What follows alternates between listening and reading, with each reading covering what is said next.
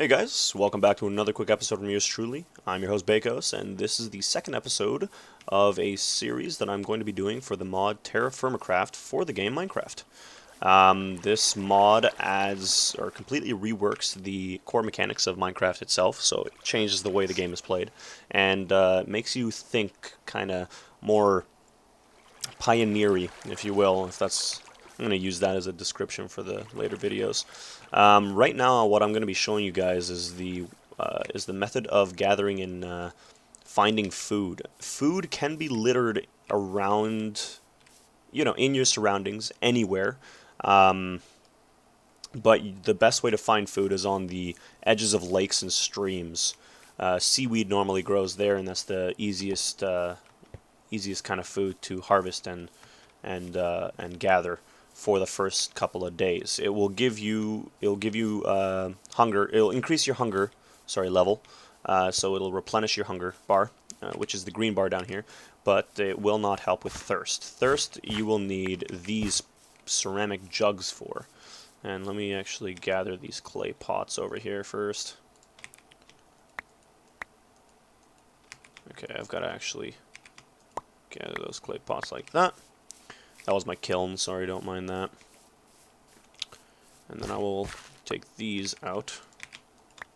And I will start to, I'll quickly, don't mind this part, this is going to be in a different video, of course, but I'm going to start making myself some of these. And then the last thing I want to make, I'll make myself another ceramic jug, or clay jug. Okay. Ceramic, or clay, and then this will turn into a ceramic jug once I've finished with it. But I will just fill this up for the time being. Once again, please do not mind this part. This part is not part of the video. I'm just doing this for myself, because I want to prepare myself for later videos. So as I was saying, what was I saying?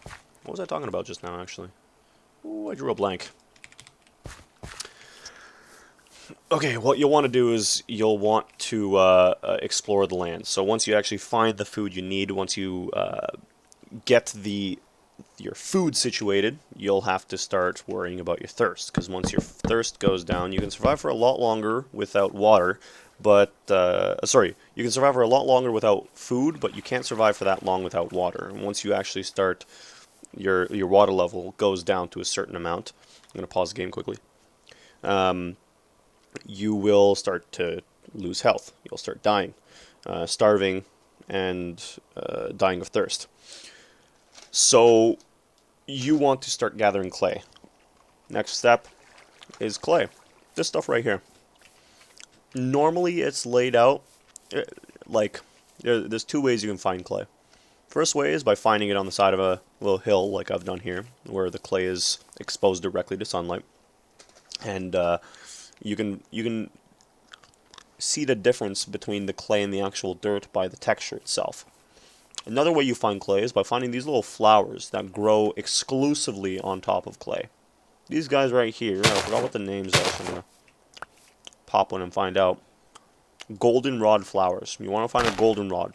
It grows on top of clay only in this game, and that's how you underneath that deposit. There's probably going to be like 6 or 7 flowers around, and the amount of flowers you see spread will be the amount of clay that will be in that area. Once you gather clay, you will start molding the clay into different shapes. What you want to do first is the video I showed you before. I labeled this grid 00 to 44. You'll want to do first is you'll want to make yourself a clay jug. So we'll start from the top section here and we'll go down. So you want 0, 0, 1, 0, 2, 0, and 4, 0 to be left clicked or molded out. And then you want 0, 0, 1, 2, 2, 0, 3, 0, 4, and 2, 4 to be molded out. And you will be left with a clay jug shape, of course, on the left, and a clay jug on the right. Now, we'll drop this jug, because I do not need any more jugs, but of course I could have saved that, but I don't have enough space to continuously show you guys how to make things and keep it up. I've got 3 jugs in here, plus a clay vessel. Now, once you actually have the clay vessels, you have to heat them and treat them into ceramic vessels. So ceramic jugs and so on and so forth. The cups, or as the bowls you see here, will be used for making salads and meals. Ceramic jug, as you see here in my hand currently, will be used for gathering water. Now, the other clay items will be used for different reasons as well. So, for instance, if you fill this, what's the current? Sneak and right-click to place object. Doesn't show you the current amount of water in there, but you can use clay large ceramic vessels like this one right here for storage of materials. So if I right-click this and unseal it, you'll see it can store materials. But if I remove everything from here, I can actually use this as liquid storage. So of course, if I don't wanna go to the watering ground back there, I can actually use this instead. Now I want to quickly place this dirt in here, and then that there, and what else was in there? I believe these two as well, but I don't know. Oh, the straw.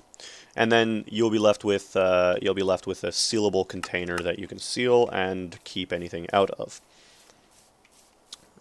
Outside of that, though, that's pretty much it for the first video. I'll also show you quickly how to actually heat the clay into ceramic. Ceramic vessels. What you'll need to do is you'll need to use your fire starter, which I showed you how to make in the previous video. It's essentially just 2 sticks diagonally apart from each other. We'll create a fire starter. You will use your fire starter to start a fire on top of your kiln. In order to make a kiln, of course, you just dig directly into the ground, one block down. You can make 2 if you don't want the fire to be above ground, if you want it to be flush with the ground, but I usually make it above ground so I know where I'm walking and I don't accidentally drop into the fire pit and kill myself. So definitely a smart idea to do it this way. Once you have that going, it'll take about 8 in-game hours to heat that clay enough to actually make it ceramic, so convert it into ceramic objects. So you'll have to wait 8 hours in game. I've actually just started messing around with this game, and this is as far as I've really gotten. So the next couple of videos will be showing you guys how to do something I'm essentially just learning new. So I'm going to be chopping trees down. I'm going to be gathering resources. I'm going to be gold panning and that kind of stuff. You can see my inventory is kind of already filled with gold pans. I've broken one already in a previous video, trying to actually pan for gold, but I found quite a bit, but it wasn't enough. And then that's about it there. What else can I really talk about in this video outside of just... Oh yeah, food preparation is another thing I should probably explain to you guys. In the game, your character, depending on his username and the world seed, that will change your character's taste. So it will set your taste depending on who makes the world and what seed they give the world. So if that doesn't make sense to you, I'll read something out here quickly so you guys understand what I'm talking about. So I'll start that fire as well. All right, so bear with me here. I'm going to quickly read something. Where is it? Okay, so this is directly from the wiki. I'll post in the description below. I'll post a link for it down there. Taste. Every piece of food consists of 5 separate taste categories: sweet, sour, salty, bitter, and savory. These taste values are affected by changes to the food, such as cooking, salting, pickling, and etc. For crops, the taste of the harvested product is dependent on the pH and drainage levels of the area. For animal drops, the modified taste values are completely random. Combining 2 pieces of a single food with different taste values will result in an item with the default taste values for that specific food. So if you make a sandwich out of a bunch of different foods that have different taste values, you'll be left with a default of what that type of sandwich should have, and then from there you have to prepare it by either putting it on top of a fire to heat it up, or do kind of like toasting it and that kind of stuff. Okay, so this is pretty important as well. So just as a note, the text displayed in the tooltip is entirely relative to the player's taste profile. A food that says not sweet means that the sweet value is less than the player's desired sweet value. It does not mean that the food has no sweetness to it. So each player, as I said before here, depending on their individual username and the world seed, the game will give them, or the mod will give them, a total, a specific taste profile, an individual taste profile, and that's what's described in the next part here. Each player has their own individual taste profile, which changes depending on the username and the world seed. This profile is a number for each of the categories that the player finds perfect. Depending on the player's cooking level or cooking skill, the advanced tooltip, which is default left control, on a piece of food will be more or less descriptive of how the food, how the taste of that food is to the desired taste profile. For prepared foods such as sandwiches and salads, the tooltip is dependent on the skill level of the player that created the meal. This means that a player with a low skill level in cooking or preparing foods will be able to see the highly descriptive tooltips of a meal that was created by a player with an expert level. So, for instance, if I make you a sandwich, you will see the exact the tooltip will show you the exact ingredients or the prepared taste profile or desired taste profile of the person that made it, so myself. So it'll show you my profile. So it'll show you a higher descriptive profile or tooltip for that meal.